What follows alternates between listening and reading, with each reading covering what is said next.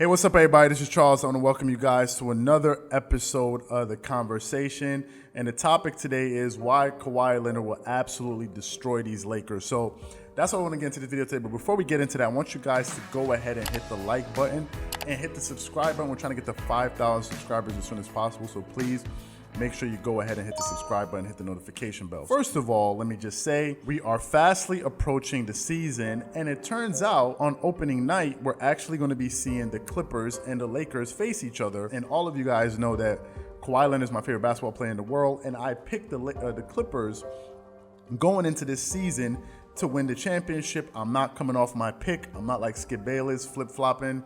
At one point, he picks the Clippers. The next point, he picks the Lakers. At this point, I'm not really sure who he's going to pick. He may pick the Blazers or the Pelicans, whoever it is.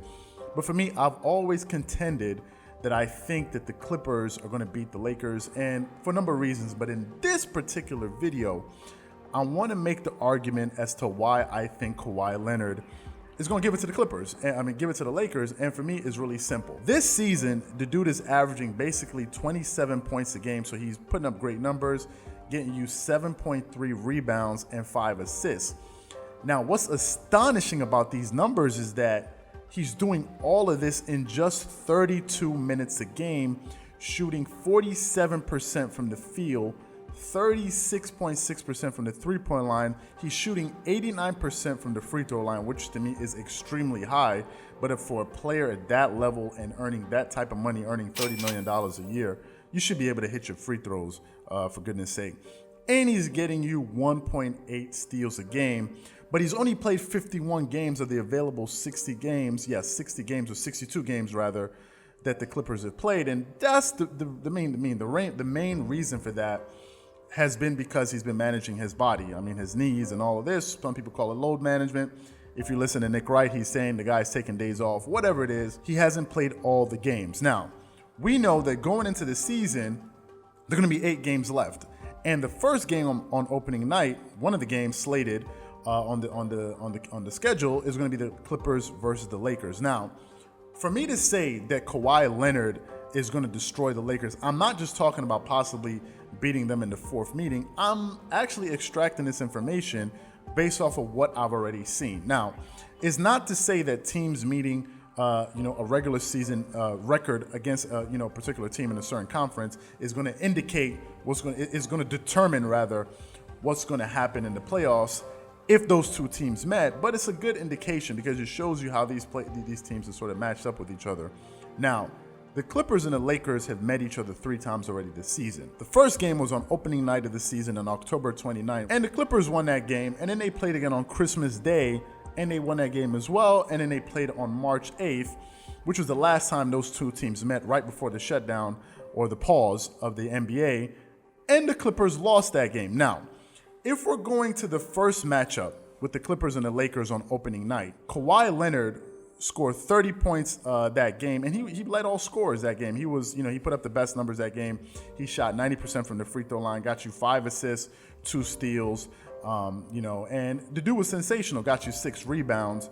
But, going into that game, a lot of people were kind of surprised at that because they were like, he's not going to have Paul George available. So a lot of people went into that game, including Stephen A. Smith and others, especially Shannon Sharp, obviously, who picked the Lakers to win that game. For me, I had some trepidations because, I thought Paul George was going to be was going to be needed, but he wasn't available because of an injury, and that's the reason why he's missed so many games this season because of shoulder surgery that he had in the offseason. So he missed a good amount of games in the beginning of the season, so he wasn't available. And yet, and still, they still won that game, which to me was a statement game on opening night, battle of LA, and Kawhi was able to come away with that win. Now, for some people, they might have said, okay, that might have been a fluke.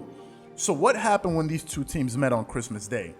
On Christmas Day, the Clippers beat the Lakers 111-106. Now, the storyline for the Lakers was that Kyle Kuzma, I think, who came off the bench, and scored 25 points, and he hit a lot of big shots for the Lakers, and he was a really big part of the success. For the majority of the game, he hit 4 out of 9 3-pointers that game. But if we look at the Lakers' 2 stars, Anthony Davis scored 24 points, LeBron chipped in 23, 10 assists and 9 rebounds, and AD, who was the power forward on that team, got you 6 rebounds, 2 blocks, and 3 assists. Now, if we look at the Clippers side, Kawhi Leonard did play, but Kawhi Leonard scored 35 points, 12 rebounds, and 5 assists. And I'm going to get to why this could be a problem for the Lakers and why I'm saying this. And Paul George chipped in 17. And, of course, you had Montrezl Harrell, who chipped in 18 coming off the bench. And they were able to win that game. In the third meeting, though, they dropped the game to the Lakers.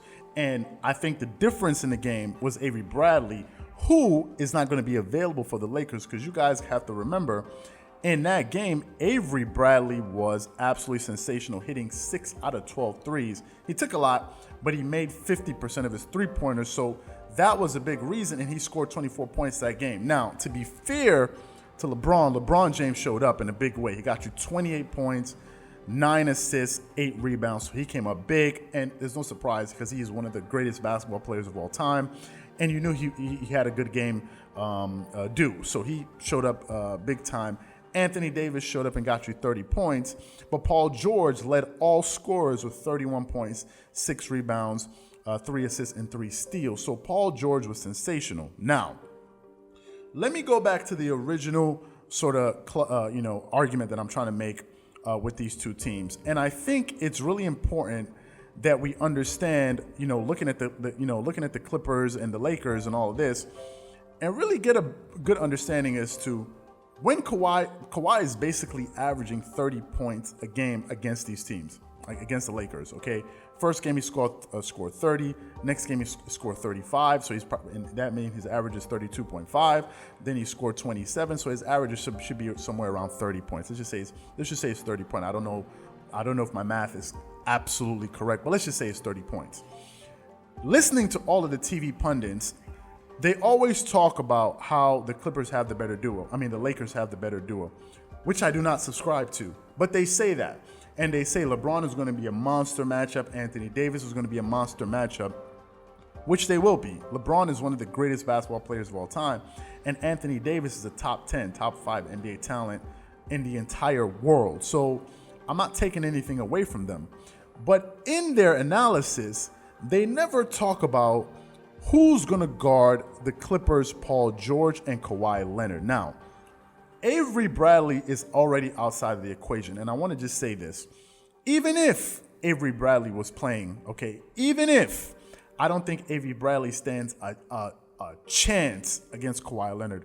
Some of you guys may be saying, well, what makes you say that? Well, it's very simple. Last season in the NBA Finals, Kawhi Leonard was guarded for 6 games by a former Defensive Player of the Year in Draymond Green. Go back and look at his stats in the finals and see how he did against Draymond Green, who was their best defender and one of the best defenders in all of basketball, and who was a Defensive Player of the Year. And he wasn't able to contain Kawhi Leonard. And Draymond Green is basically the same size and around the same weight as Kawhi Leonard. So Avery Bradley wasn't going to be able to do nothing with Kawhi, because Kawhi is just too big, too strong, too skilled for Avery, but he's just too small. He can't deal with him. Sort of like how Patrick Beverley couldn't deal with Kevin Durant, and he couldn't deal with LeBron James. So in that case, we now have to go down the lineup and ask, who can actually guard Kawhi Leonard? Is it going to be LeBron James? LeBron, you're telling me you want LeBron to run the offense for the Lakers, score, and then also go guard Kawhi Leonard. And if he's going to guard Kawhi, who's going to guard Paul George? That's number one. Number two, is it going to be Kyle Kuzma? Can Kyle Kuzma guard Kawhi Leonard? I think Kyle Kuzma doesn't stand a chance. There are other great perimeter defenders in Danny Green, and they have J.R. Smith, who's a new addition to the team. And I don't think any of these guys can handle Kawhi. He's just too big. He's too strong. He's too talented. He's too skilled. I think he's going to eat these guys up. And it's the reason why I think if the Clippers and the Lakers meet in the NBA Finals, or in the NBA playoffs rather, I think that the Clippers I think that Kawhi Leonard is going to easily average above 30 points a game, because they simply have no one to guard him there's no player that they have that can guard Kawhi Leonard for a series. And it's not LeBron James. LeBron is not the answer. He's 35 years old, man. He's not the answer. So that's the reason why I think he's going to be the matchup nightmare. Some people are talking about Anthony Davis. I'm talking about Kawhi Leonard, who I believe will be the best player on the court, and he's shown that 2 out of 3 times that they played that he was the best player on the court. Christmas Day was undoubtedly the best player on the court. So for me, it's the reason why I say that they got nothing for this dude, man. They just got nothing for him, and I'm surprised that a lot of these analysts never talk about who is actually going to guard Kawhi Leonard. They always talk about who's going to guard LeBron, who's going to guard AD, but they never talk about who's going to guard Kawhi, and I think that is a big oversight on their part that they're missing. So for me, that's why I say that Kawhi Leonard is going to smash these Lakers when he plays them. So what I want to know from you guys is, do you think that Kawhi Leonard is a nightmare for the Lakers? He's going to destroy them, or do you think I'm off my rockers and the Lakers have somebody that's going to be able to contain this guy in a 7-game series? Whatever you guys think, please leave your thoughts and comments in the comment section below. Again, if you enjoyed the video, make sure you hit the like button, hit the subscribe button, and hit the notification bell to be notified whenever we drop our content. Once again, this is Charles here from Dreamerspro, wishing you guys an amazing day. Peace.